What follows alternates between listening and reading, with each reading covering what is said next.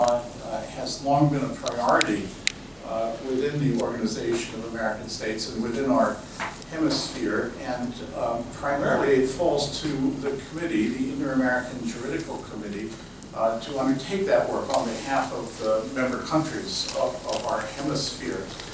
Going back many years, in fact, a predecessor to the committee, many years before the OAS itself was founded. Many of you have heard, of course, of the Bustamante Code. So for us, it's a priority within the hemisphere to undertake some of the same initiatives and to pursue the same goals as both the Hague Conference and the UNCITRAL have done. I'm proud to say we are not only older but smaller and more versatile than these larger organizations. We're provided for in the charter of the organization. We are 11 members elected by the member states in the General Assembly, representing the different legal traditions in the hemisphere.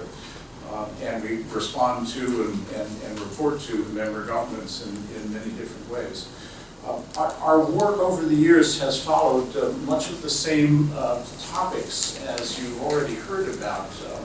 For example, just to take the three general categories that Christophe Bernasconi mentioned, we have over the years worked, and the OAS has worked in the area of commercial law, including, for example, by adopting conventions in the area of contract law, choice of law in commercial matters, securities. Also in the area of dispute settlement in international transactions, private transactions, for example, in the area of the enforcement of judgments, in the area of arbitration, and more recently working in the area of consumer protection and the resolution of disputes that arise in process. We worked in family law and so on. Most recently, we have worked on a model law in the area of simplified stock corporations. This is an initiative that is actually homegrown, if you will, that arises from the experience in a member country, in Colombia, trying to address the problems at the low end of the area of economic activity, in micro, small business, and an area where often the activity has gone unregulated, and therefore has posed problems with regard to regulation, access to capital, and so on. So 2 years ago, we produced a proposed model law on simplified stock corporations, which has been sent to the General Assembly and proposed to the membership. And for exactly the same reasons that you have heard from the other presenters, we think this is a very, very important and potentially very beneficial initiative from the perspective of economic growth and development. Not only does it promote the rule of law, but we think it really has the potential for being very productive, for being very positive in a certain area of economic activity. Two current projects that we're working on that I think might be of particular interest also have this general objective of promoting not only the rule of law but economic development.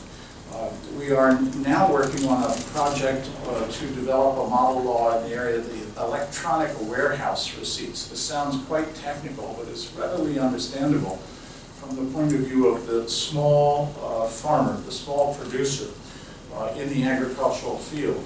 In many areas in our hemisphere, the legal framework for that govern the transaction when that farmer takes his or her products to the warehouse and puts them into the chain of commerce, the law tends to be antiquated, to be old, often producing paper receipts, which are evidence of the transaction but can't produce income for that farmer. We're looking at the question of an electronically based model law that would standardize warehouse receipts.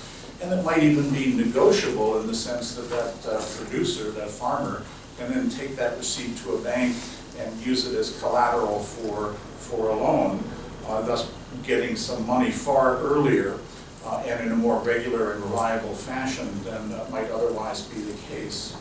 We're also working in the area of data protection and privacy. This obviously is a very large topic. clearly connected to public law, but also to relations between individuals, which is the heart of the private international law project. It's an adjunct to a larger effort which the General Assembly a number of years ago asked us to undertake, having to do both with access to public information and to data protection and privacy. And I think you're probably all aware that in conjunction with the Department of International Law, a model law was in fact produced on access to information.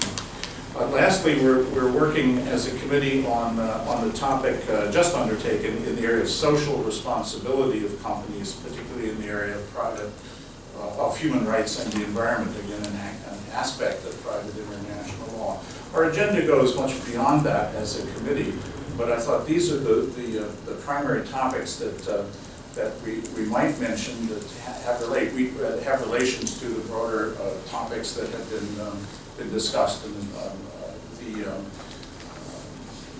fundamental point, I think, is that private international law sounds esoteric. It sounds very technical. It sounds like a lawyer or a law professor's delight. But as each of the previous speakers has mentioned, it has very practical aspects in terms of promoting the rule of law, promoting economic development, and therefore is a very worthy project for us to pursue within the Hemisphere and within our committee. And we pay great attention to what goes on in UNCITRAL and UNIDROIT and in the Hague Conference in order to coordinate and to get the benefit. Many of the countries in the Hemisphere, in the OAS, are also active in these other venues, so this is quite a rich area. But I'm also happy to answer questions if you have any. Thank you very much. Now I would like